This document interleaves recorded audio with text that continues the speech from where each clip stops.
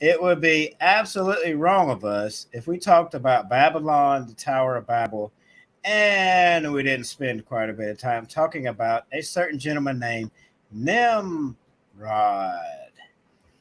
So I think I read last. If you want to get Yeah, this one, I good. think you can handle the name. So you I got think it. so. And Cush brought forth Nimrod. He began to be a mighty one on the earth. He was a mighty hunter before father. Therefore, it is said, like Nimrod, the mighty hunter before father, and the beginning of his reign was Babel.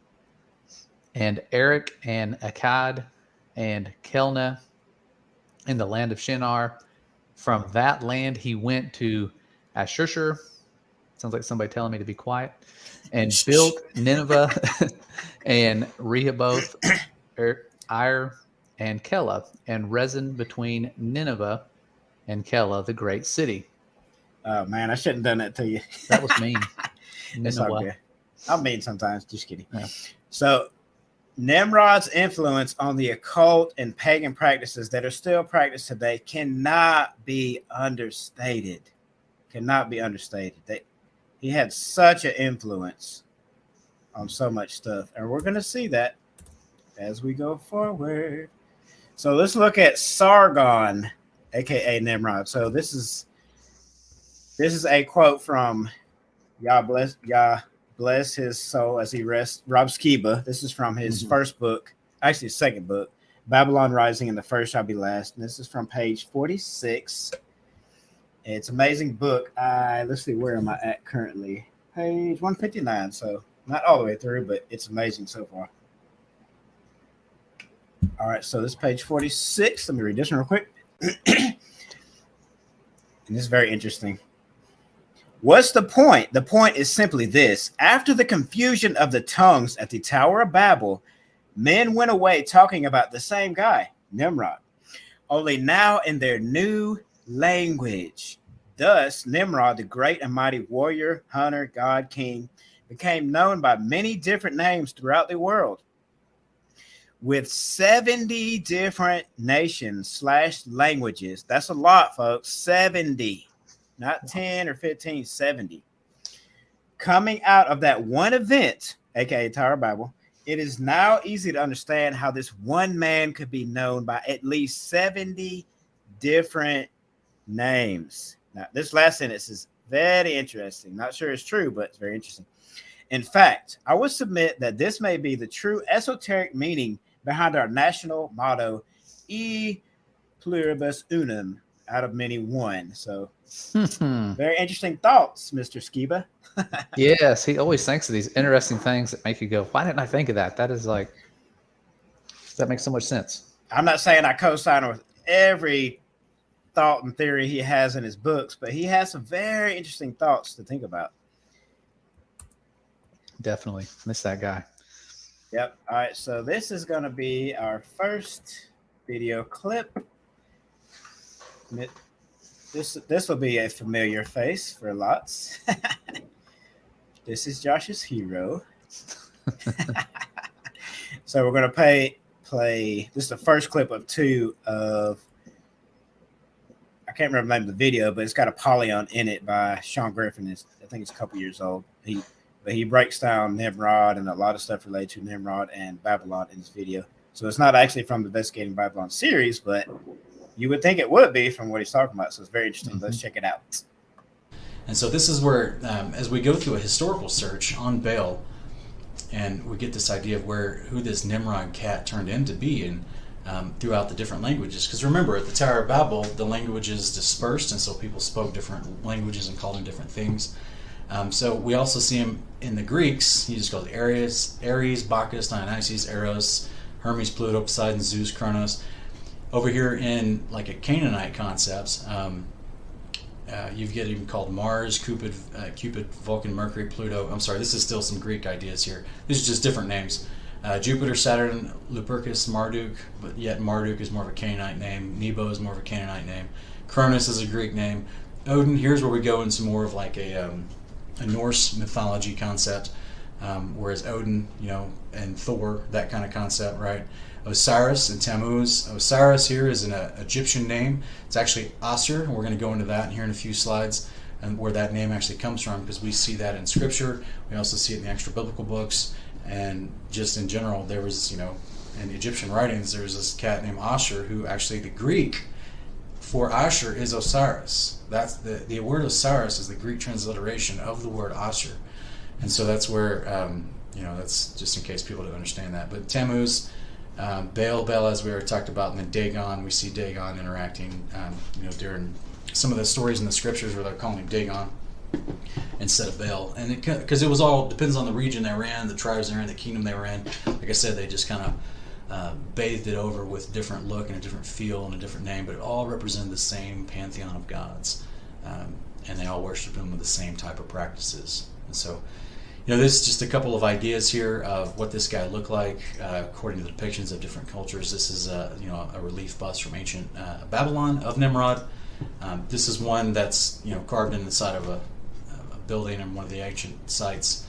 And there's just some common imagery. Anything that has horns on it, anything that has a pointed hat style. This whole concept. These are just, as like I said before, in different cultures, he would kind of give himself a different look.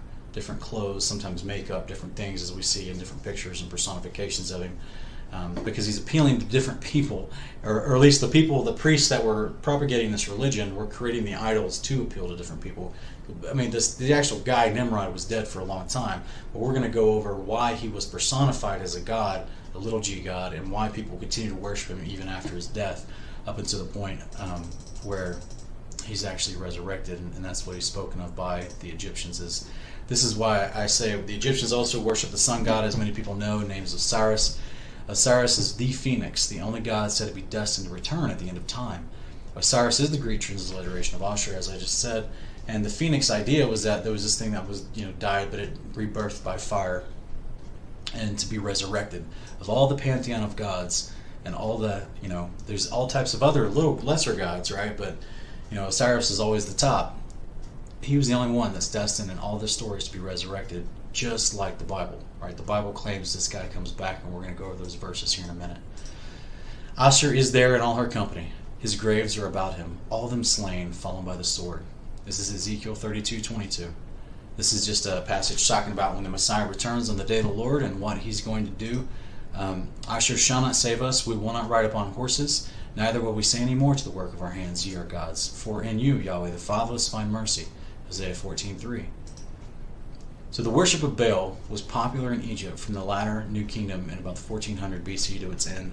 Throughout the influence of the Arameans, they borrowed the Babylonian pronouncing of Bel, the god that ultimately later became Belos, and is identified with Zeus in the Greek, right? And that's where we get this concept of Zeus, who was the most common name in historical research. With all these huge temples, then Pergamum, there was a temple to Zeus, is referenced in Revelation chapter 2, and there's all this stuff is this stuff is in the Bible everywhere. Just people don't know what they have to do a word search on the words to know what names are being presented.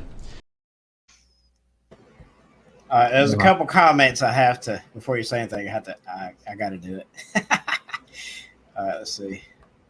So Christine said, wow, so many names, LOL. I agree. And the most appropriate comment was, repackaged poop is what it is. Yeah. Main sister, I agree. What do you think about all those names?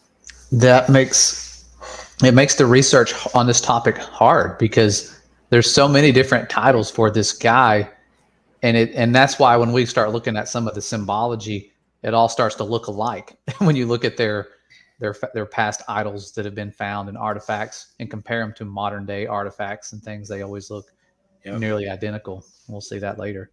So you have some stuff on Baal. Do you want to share that right now before I play the second clip of that video?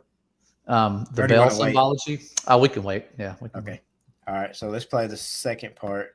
Yeah, and I will agree that it is hard if you have all those titles and all those different societies throughout history. So it's like, where do you start? Which one do I look at first? Because there's so many. So let's check out another clip from the same video, and Tyler shared the video in the chat. It's called, let's see, where was it? Apollyon, the beast that was and is not and yet will be. And it's a great video. It's about 40-ish minutes long. So these are just a couple clips out of it. And here's the second clip. In Genesis 10, it tells of his birth, what family he came from. Genesis 11 lets us know that he's reigning. Your Gesture 9 helps us understand, Genesis 11, that he was the first world leader. That's why all these nations started personifying him in idol worship and form. And he was actually in charge of the Tower of Babel project and getting everyone to work towards that, and all the drama that ensued there. And then the languages changed as a result of that story. So then throughout each language, they would refer to their king, who's still their king, because he reigned securely over the whole earth.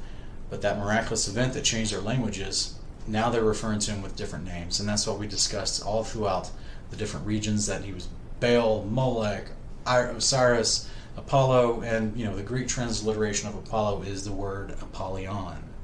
All right, and that's the word we actually see in Revelation. Revelation 17:8 says, "The beast that you saw was and is not, and shall ascend out of the bottomless pit and go into perdition. And they that dwell on the earth shall wonder, those whose names were not written in the book of life from the foundation of the world, when they behold the beast that was and is not and yet is." So these people are amazed when they see something that comes out of the bottomless pit. Now, will they be actually at the pit to look in it and see?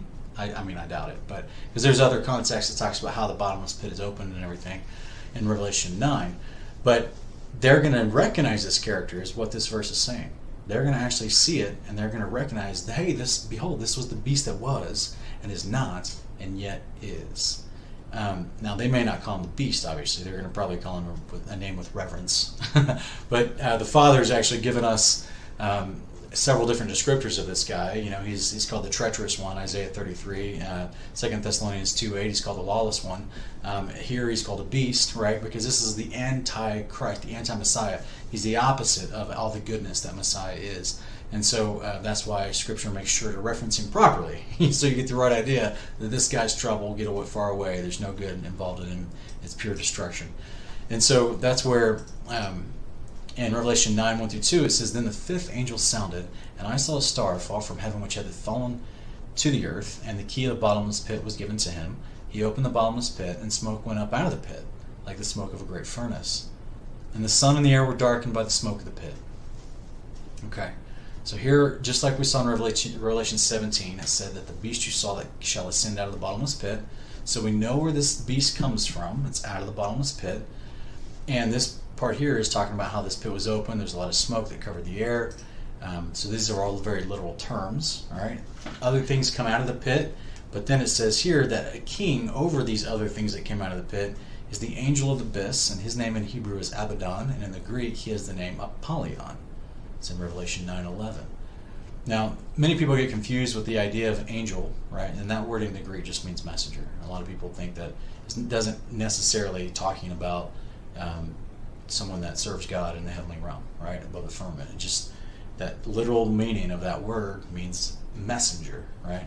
And so we see later how he's a messenger, because he has, here in Revelation 13. Well, we're going to go over Revelation 13 in a minute, but he's working in the authority of the beast, right? So he's the mouthpiece for the dragon. So, excuse me, I said that wrong. The beast is working in the authority of the dragon. He's the mouthpiece for the dragon. So that's why he would be called a messenger, right? The dragon is, of course, Satan. And in that personification, Ra was considered Satan in ancient Egypt. What do you think about that? That's deep. Oh my gosh. Yeah. Deep is the pit. Yeah. That's just the pits. Now, so I have a question though. I forgot to ask you at the beginning. So this is the Truth About Cosmology series. Why are we talking about Babylon? How does that relate? Maybe they tried to go through the firmament at some point. Tried to smash through it. So maybe we should know the enemy's plan to better understand the Father's creation, maybe? Yep.